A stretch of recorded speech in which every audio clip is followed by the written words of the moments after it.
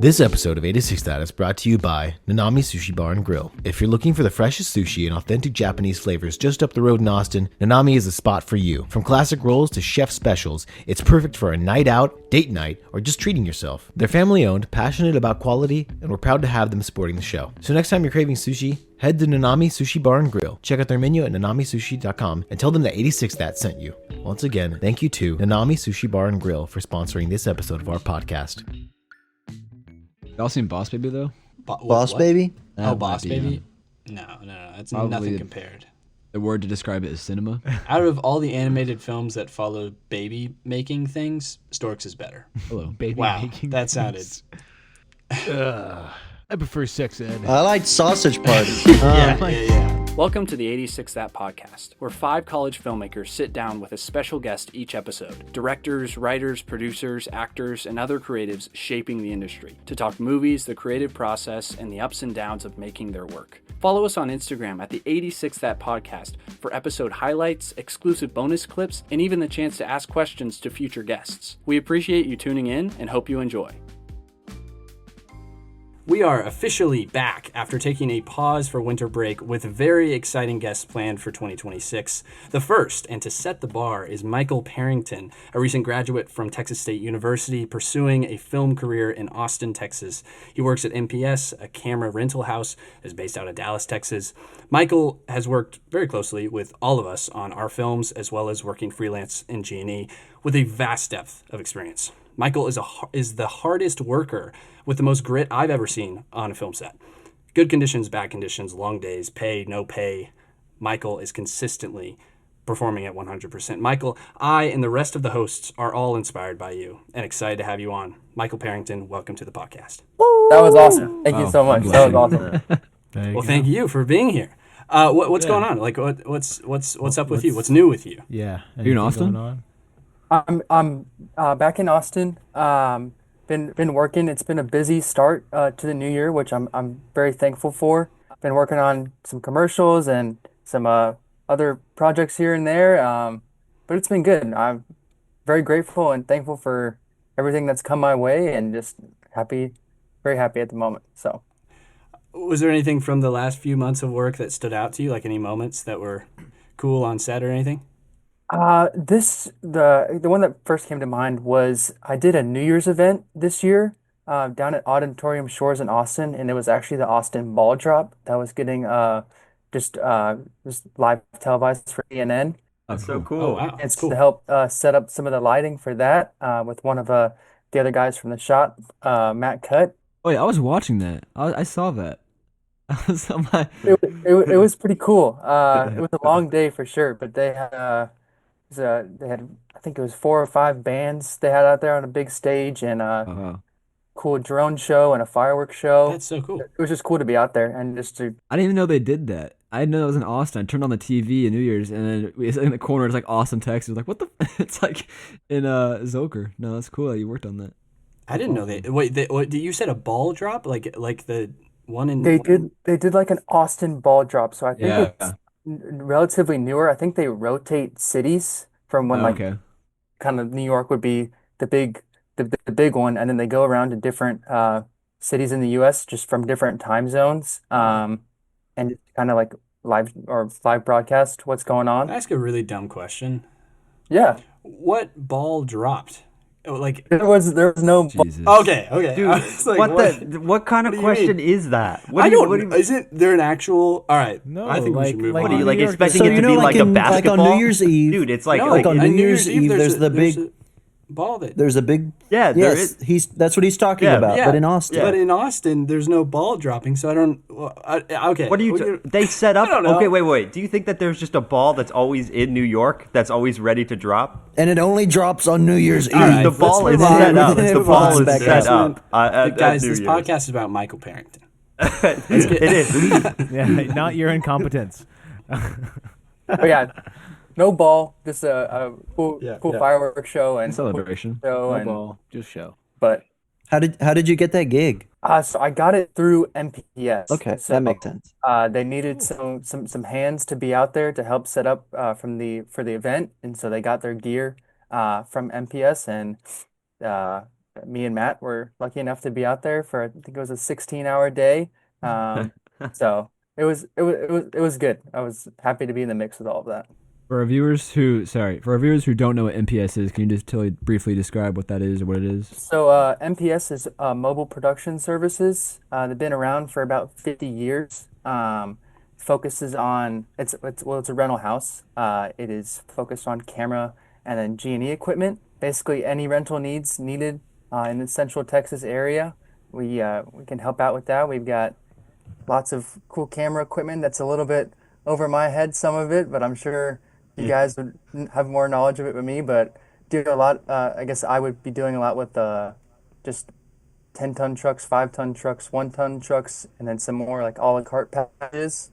That's Just cool. gripping and electricing. I wanted to ask because I know you talked about like working with MPS. Like, how did you get on that, and like how does that work? So I was very thankful, very grateful. So my dad is actually the operations or the director of operations at our Austin location. So that was my in. Awesome. And I worked in the shop for about a year, almost a year and a half before got out on my kind of my first set really. So I started kind of more part-time, just like off and on when they needed extra hands in the shop. I think I was probably about 20 or 21 years old. Just kind of getting in there, learning the equipment, meeting people there, and then really started working full time.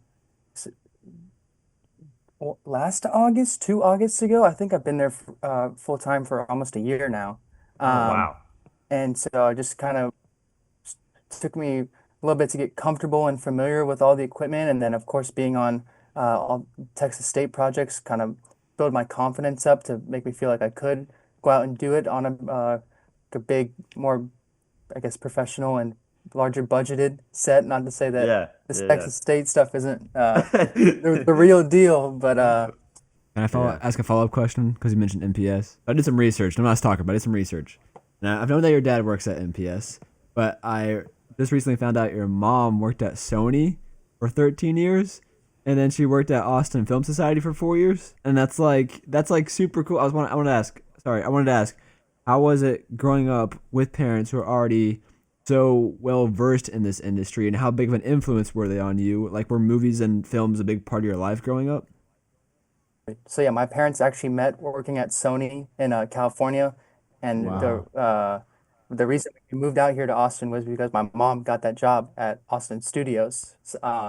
So yeah, it's definitely they're both huge like influences in my life and just such great people to like look after and take after.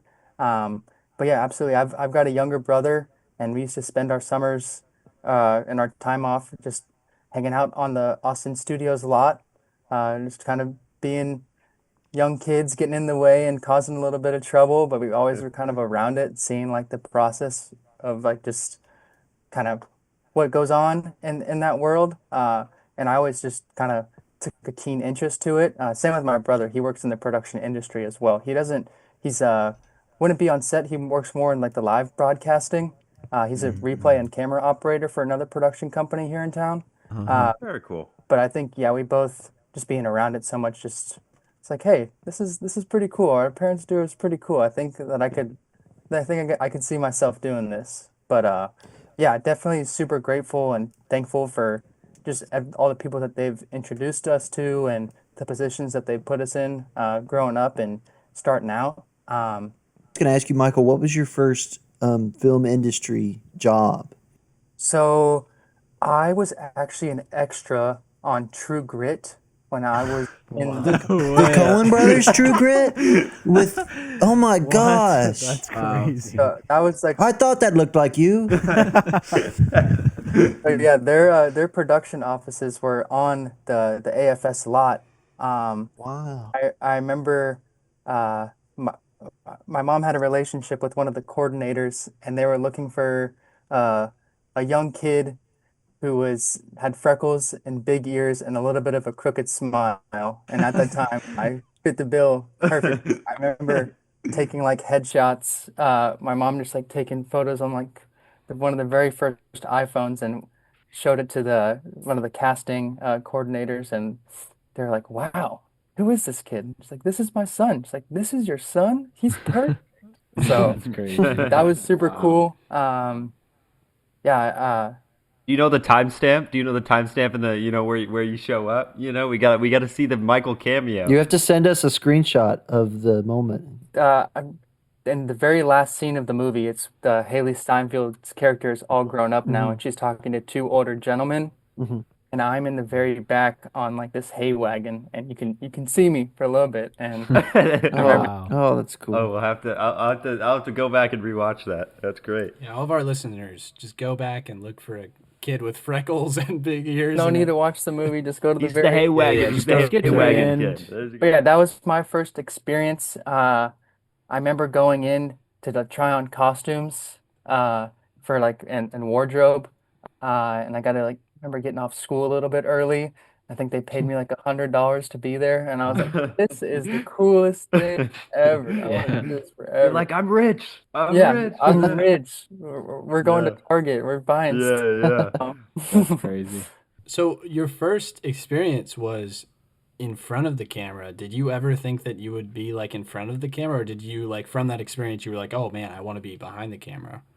Um, in that time, I Mhm. I I thought maybe being more in front of the camera because that's just kind of what I was introduced to. But I also saw like how much work and how many people are there involved uh just to make something like that happen. Um, but yeah, growing up, I was like, yeah, I think I could be this big movie star. Are you kidding me? Like this is awesome. Yeah. And then as getting older, I found myself wanting to be a little bit more behind the scenes and a part of the crew and just helping out on that process. That's so interesting. But So you, interesting. yeah, I guess your parents were involved in the industry, and then that got you, and you saw that, and you get on these big, and then you're on Austin studios lots. But you didn't go to film school. You majored in something else, and you just made film your side hustle. Why that decision? Yeah, so I went to the business school at Texas State. I'd always kind of had a keen interest in business, but I knew just for me, I just didn't quite know what the film like I don't know, the what that whole process like the schooling was like more about. I always just kind of thought that the business side of things was just a little bit more secure for me, but I definitely was, I feel like, Hmm. more focused on the film at Texas State. And I was doing the business stuff on the side, even though that was what my degree was in. Um, but yeah, I kind of wanted to have a little bit of both, just to kind of give myself some options. If this didn't work out pursuing film, I could have something to fall back on. I'm the same way. I'm minoring in business right now. I'm taking my last finance class, but Oh man, good luck. yeah. Good luck. Yeah. It's such a surprise every time to hear when like people that I feel like I saw more than like majority of the students in the film program that were not actually in the film program. That makes sense. Like, dude, I feel like you ask anybody and they'll know who you are, dude. It's like, and that's insane. That's wow. Did you transfer somewhere? I was at Austin Community College, so I was at Okay. ACC for my first 2 years. So I graduated high school in 2020. So Hmm. I Oh, kind of was in a weird spot graduating. I didn't really COVID know. I graduation. had plans of, yeah, COVID graduation. We went Yeah. on spring break and never came back to school. Like, man, this kind Yeah. of sucks. But yeah, I didn't really want to go somewhere and just be kind of like locked down in my dorm for that first year, which I feel like that first year is pretty big. It was like you're on campus for first time, meeting a bunch of whole new people, and to be kind of locked up in a dorm wasn't super attractive to me. Um, so I wanted to stay close to home. I did ACC and I loved ACC. But yeah, I did all my kind of general courses there. And then I did knew I wanted to transfer somewhere eventually. And San Marcos is a beautiful town and it's not too far away from home here in Austin. So yeah, I wanted to get out there. I remember freshman and sophomore year. I didn't know. I had never heard of you, and then suddenly, like junior year, like suddenly everyone's talking about Michael Parrington, Michael Parrington. Having my, and I'm like, you're on every set. I go on. Like, where did this guy come from? With with your family being so rooted and everything, I'm curious, like, did they ever like want to push you towards doing film, or was that like more of your decision? Or were they like, you should really go for this because like, I don't know, we do it, we love it, and we want you to love it too, or I don't know. Uh, I wouldn't say they were re really pushy at all. I think it was more me and my brother kind of recognizing that. Um, Mhm. but they were my parents are so awesome. They were just do whatever you makes you happy, sort of thing. And then there was were behind my brother and I, and always made us believe that we were going to be successful in whatever we do. Um, but I think it was more my brother and I seeing what they do and always thought that it was pretty damn cool. And Mhm. so I think it just trying to follow in their footsteps, if you will. I'm interested. You like, uh, are you a gearhead? I can't. I couldn't really tell if you're a gearhead. Like when I'm on set with you, I can't tell because normally you can kind of spot a gearhead if he's in the genie space. But are you a gearhead? I feel like I'm becoming more of a Okay. gearhead, Okay. understanding it a little bit more and finding out what my preferences are. And uh, yeah, I would say What? getting into it, I thought everything was like, wow, this is really cool. And not to say that not everything is, I think, pretty cool, but I tend to find myself focusing, I guess, towards certain items or brands or what. Yeah. What's your favorite piece of gear? Um, Like Desert it can be Island. Go. functionality or it can be like cool, just like fun to use. What would be like your top gear? right now, I've been trying to learn a lot more about blackout and the board operating side of things, like lighting programming and all Mm. that. So Mhm. right now, I'd say that just that whole world of like transmitters and kind of seeing which is like which do different things and which I think would be kind of more beneficial for me. But I have to give like a big shout out to Matt Cutt Bearclaw over at MPS who works there, and he's definitely got me more into it and has taught me a lot about the lighting programming and all of that. But yeah, I've been trying to dive into that and just get my knowledge up on that. That software is insane. It is pretty cool, and I definitely think that's kind of where everything is headed in the film industry, and it's all with all these new lights coming in or coming out with the built-in CRMX functions and just like the Bluetooth capabilities and all that, being able to like remotely operate 50 lights that are on set from just a Yeah. couple clicks of a button is like that's just insane. It just Are has they? come so far. So Is that what they're doing now? Is like light boarding? Like, are they like people are bringing light boards to sets and like operating them from a board like remotely? I didn't. I guess I didn't know that. I don't. Wow. yes, That is so cool. Also, it's also like on the iPad. Like you can just bring an iPad and it has the software. So like it is like it's like its own like it is a light board, but it's like it's like an app that's like Okay. built into Because the I've like that you operated can on have my on the iPad. phone.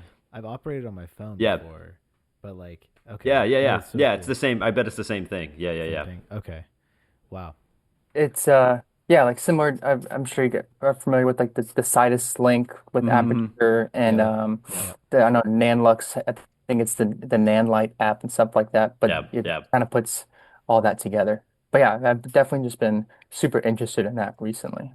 I just wanted to ask because I like how John was saying, like the first couple years, because you said you transferred, but like in junior year, like I feel like right from the get go, you were like everyone knew who you were. You were getting on as many sets as you possibly could, and I've always known you, and I feel like all of us have always known you. Like you are the first one there, and you are always the Hmm. last one out. Like that is like that is like the reputation I've always had with you, and it's just like we respect you so much with that kind of mentality. And I just like where does that work ethic come from, and like where did it kind of start, and yeah, I mean, like, what kind of keeps you going when you're on these, especially like a 16-hour day, with you just speaking about, like, what kind of keeps you going on these things?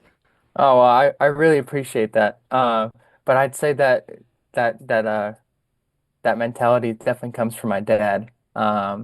He always says you can't start till we get there with the gear. So if you're going to be late, you're making everybody else late. So then it's not a great look. Not a great look. Um, but yeah, I and it's kind of like the like a team mindset. Like I feel like everyone is on a team when you're working together to create something. and you don't want to leave anyone behind. So if that's staying an extra hour or two just to help make sure everything gets like wrapped out properly, or helping someone else finish project on set, um, I just I would I feel like I really appreciate the extra hands if I was in that situation. So if I can be the extra hands for somebody else, I'm gonna do that every time. Yeah, no, I felt like when we were on Worms, I felt so like being the person that put you in that situation, you know, with that super long 20-minute walk and then the super long 20-minute back, and there was multiple trips, you know, That the whole hike was time. I insane. felt horrible to the whole G&E team and to everybody that I put through on lifting everything there and then having to put it all back. So I just know from that experience and from countless others, I just yeah, and like how much I appreciated, you know, yours and all of the other crew on that day for their work ethic. So I just yeah, but I just that's why I wanted to bring that up. Yeah, no, that was a fun day. That was a little bit of a hike out there for sure, but I definitely enjoyed being out there with all you guys. But yeah, Yeah, I'd say you got your money's worth out of that cart, pulling all that stuff back and that's for forth. sure. Dude, it broke, dude. It's like it broke that day. Like it's like the most heavy duty cart at Harbor Freight, and it broke after that day. For So our listener, Worms is Nathan's short film that he directed. I produced. Andrew shot. Michael lit. Um, I first AC'd. yeah, got our first A seed, and we shot at a state park 2.5 hours away from San Marcos, and it was quite the day. But Oh The yeah. funny thing was, me and Nathan were like before we got on set with the cart, we were like, oh yeah, dude, this cart's great. We can just return it afterwards. Like midway through that first day, we were like, all right, this cart's not, they're not going to accept this back. Dude. There's no way.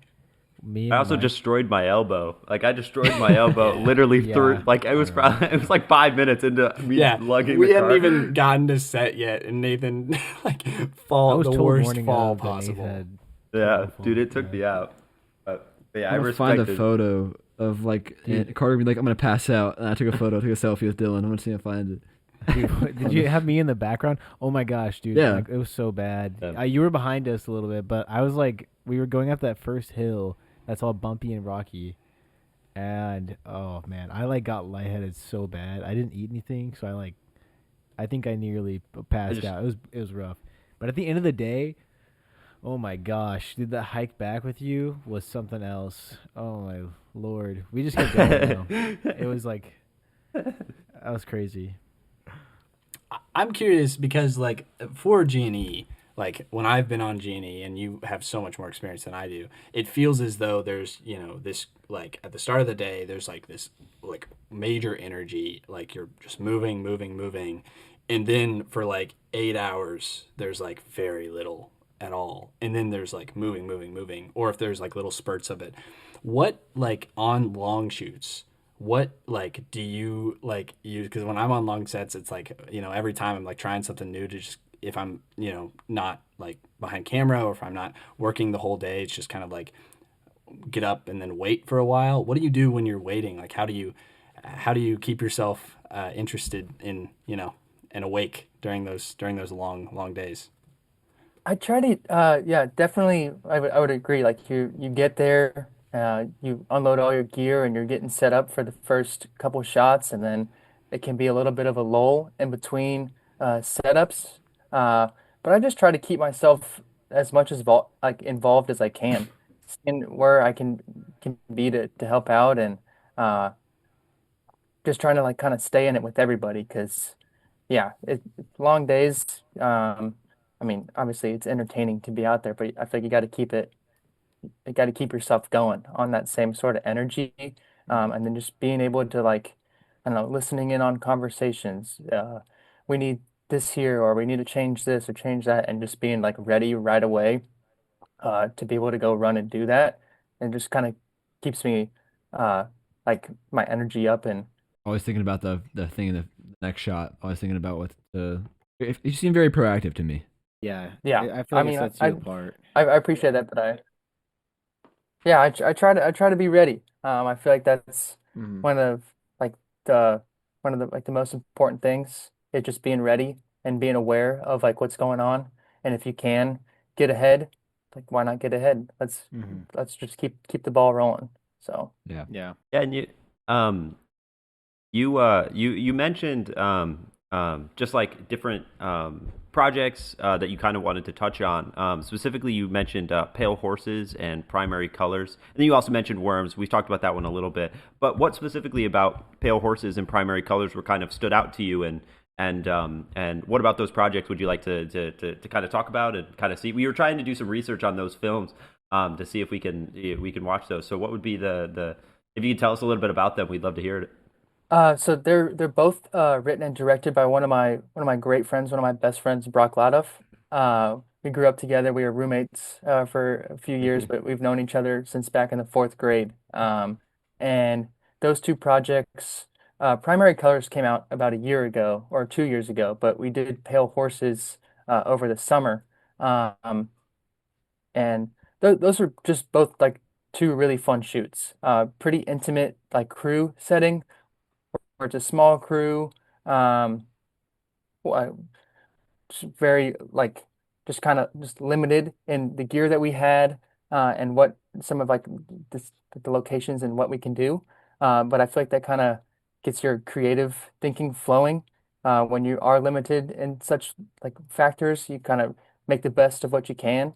Um, but and then I feel like was along for a lot of like the pre-production process, just kind of hearing Brock talk about how he wanted to make these projects for a while and just being able to be involved in that was super fun.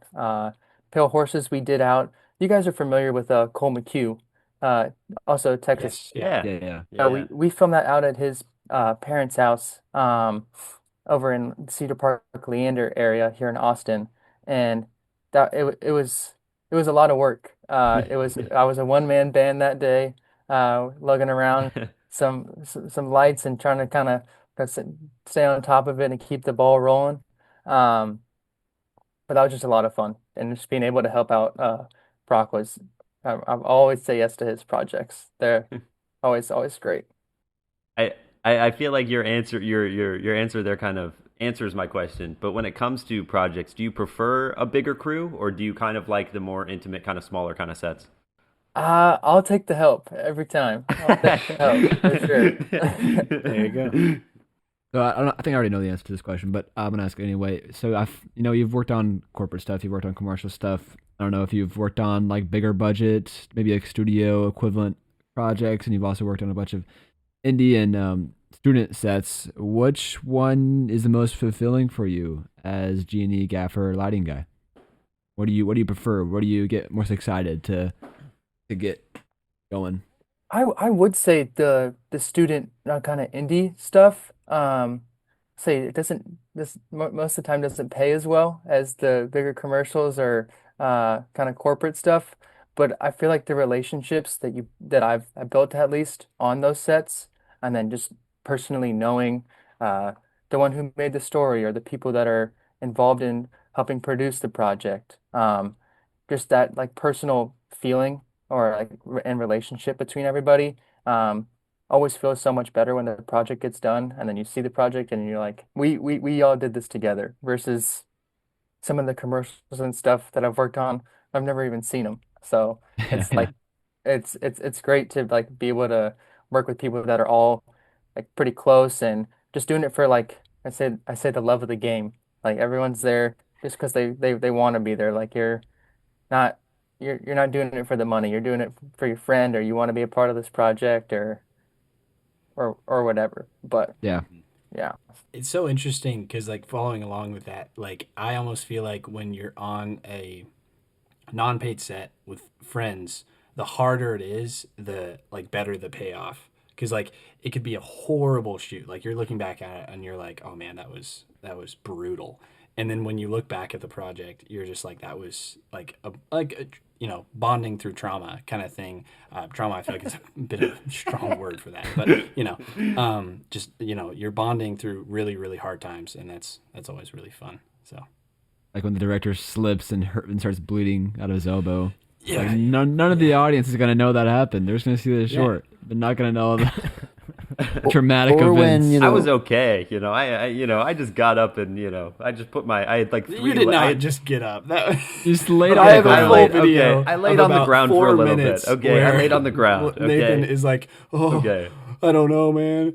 I laid on the ground. Okay, I had It's 3 bad. shirts on, so I just put the sleeves over it and I just worked through the rest of the day. Okay, no one even knew that I had no one outside of us in that morning knew I was. Can I have your Gatorade, dude? Waking Yeah. up at 5 a.m. you're an inspiration, Nathan. You're an inspiration. That reminds me when the first day that I met Michael was on Superbad on Marie's web series, and we lost. I was supposed to be B Cam, but I got there and I ended up not being B Cam, and so they put me with Michael, and it was me and Michael and Luke Yoder. And Michael, I don't know if you remember this, and we lost our source of electricity, like 3/4 of the way through. And our source of electricity was Marie's dad's house. Because you guys, And- because it blew the circuit, right? Or you Yes, Pulling a little bit too much power. and he wouldn't let us go into the garage and flip the breaker because he was embarrassed that it was messy, and so we just like. Do you remember what we ended up doing, Michael? I don't. I remember blowing the circuit and being kind of like, uh-oh, here we go. The sun was setting, and so you set up. I think this is your idea. We had a C-stand and Well, don't just say some, like- don't say it's his idea until you say the idea, and then he can take credit for it or not. Well, but it was a good idea. Okay, The good. sun was setting, and he set up a C-stand with like white foam board. I don't know where we found the foam, and just set it up, and just used the setting sun as like a bounce, and we couldn't do anything else. And then me and Michael and Luke just sat in the backyard, and watched the sunset and adjusted it, and it was so nice. But you talk about trauma bonding. That wasn't trauma, but it was just like, oh, those kind of fun things. I mean, I thought it was fun. The problem solving of it, I guess, is what's fun about Just it. 3 And G&E so- guys sitting in a lawn chair, just slowly adjusting the balance so it matches the sun going down. Yeah, I mean that's what we ended up doing. I don't know if you remember that, Michael, but what's the most when you think of, to me, a lot of what working in film is problem solving. And so when you think back all the sets that you've worked on and all the problems that you've had to solve, what's the one problem that you remember being the most difficult one to solve? But then when you solved it, you were like, oh, I feel really good because this was a really good way to solve this problem. That's a great question. That's one of the things that I love most about it. Just kind of getting like thrown a task, or you're getting thrown a curveball and you're like, how are we gonna do this? But the one that I'm trying to think of one particular. walk 20 minutes in from the parking lot with a trailer of gear and a 1200. I remember I told on your smack end, because you're the key grip, I told like Kirby and the Genie team I was like, I want the shot of the camera pushing in towards the cake, and then I leave and I'm talking and I'm like not even thinking about that at all, and I come back 30 minutes later and Michael has built like this massive rig with like a bunch of C-stands and grip arms and there's a pulley system. Like, wow, what a creative way to get that shot. That's what we're saying. That was great. Working with Kirby and Zach, Kirby was DP on that project and Zach was the gaffer, and just coming up with that rig, that was pretty fun. But I think that shot turned out pretty good. I think that was pretty good. But I do enjoy like the problem solving and then like rigging to like see how we're gonna get the shot done. Like in Worms, I won't give any spoilers, but we did some cool rigging on that one as well to try to get a shot. You could give. I mean, there's I don't think there really is much spoilers there. I mean, working with that glass bottle to get that shot of looking through the glass bottle. Caulk, hot glue, sweat and tears. Not waterproof though, unfortunately. No, not at all. Yeah. But Yeah. I love all the problem solving that goes along with filmmaking. Well, we're kind of wrapping up. We do have an audience question for you. This one's a fun one. from Cole Wooster is The one and asking, only. The one and only Cole Wooster is asking, what's your gaffer/G&E care routine for keeping your body from aching after a shoot? That's a great question. That is a great question. Nice, no matter how tired, gotta take a nice hot shower. Hot shower, straight to bed. There you go. And then lots of yellow Red Bull. I love a yellow Red Bull. First thing in the morning, crack yellow Red Bull. Boom, good to go. Cures a lot of problems. Anybody who's having Michael on his set for Sounds craft, like a make sure there's professional. yellow Red That's Bull. There you That's go. the way to go. And I always bring an extra pair of shoes on set, just in case. It's always nice to change shoes throughout the day. That is I really smart. just heard about that. I was on set in the summer, and the props master always brought 2 pairs of shoes. And during lunch, he would change. And I was like, "What are you doing?" He's like, "Don't hate it until you try it." I feel like that's actually really smart. insane. That's like, Is it like Gotta wait, but be- like 2 different pairs of shoes, or is it like the same shoes that he just swaps out, or is it During like a lunch, you comfier go over pair? and Is put it a on a new pair of shoes. But is it the same type of shoes, or is it It's just like a like- different type of shoe? these new socks. Wow. It doesn't matter, just another pair of shoes that you That's put gotta on. be like. And actually, it feels that's- so refreshing. Yeah, I was gonna say. Oh, like, I okay. bet that feels Okay, biggest so I guess life it's like the placebo effect of like a incredibly new refreshing. starting you the know? day. Yeah. Okay. Yeah. Well, Michael, we thank you so much for being on the podcast. This has been Yeah. so much fun. Thank Yeah, you. this is awesome. I'm super pleased that you guys had me on, and this is a lot of fun. So yeah, thank you guys very much. Thank you. And then for those films that you wanted to mention, where can we find those? Just so give a plug to yourself and Brock Lattiff's YouTube page. How do you spell Brock Lath? It is BROCKLATUFF. So you can find him on. There's links to from his Instagram to his YouTube. But yeah, and then be on the lookout for worms. Be on the lookout for worms. Awesome. Sir. Well, thank you so much. Well, it was great seeing you. Well, Yeah. I hope to maybe have you on in the future again, but we'll see you later. Yeah, be in touch. absolutely. Yeah, of course. Yeah, hopefully see you guys all in person soon. So Yes. Yeah. Yes. Thank you stay in guys. touch. Stay in Of touch. course. Michael's the best. Michael's the best. Man. We should have Michael back. Yeah. It's a rarity to find someone who's good, a student who's like really good at what they do, and they're a great person. That's a rarity. And then you have Michael Parrington. I feel like he's on every single set. So, listener, if you are in the Austin area, so is Michael. And if you have a project, a short, a feature, a TV, commercial, anything, Michael Parrington is your guy. Will not be disappointed. Yeah. Thanks so much for watching. Oh, you got it. Well, you can say something. Watching. They can't watch. What are you talking about? Thanks so much for clicking and listening. Thanks so much for well, listening. okay, you guys all just say that. Thanks so much for hearing us. Can we say it all at once? Let's say it all at once. Are you ready? 3, No, we're not doing this. 2, What are you saying? 1. 86 We all said different things. Bye! Thank you for listening to the 86 That podcast. Make sure to stay up to date by following us on Apple Podcasts, Spotify, and Instagram at 86 That podcast, where you can find episode highlights, exclusive bonus clips, and even the chance to ask questions to our future guests. We appreciate you tuning in and hope to see you in the next one.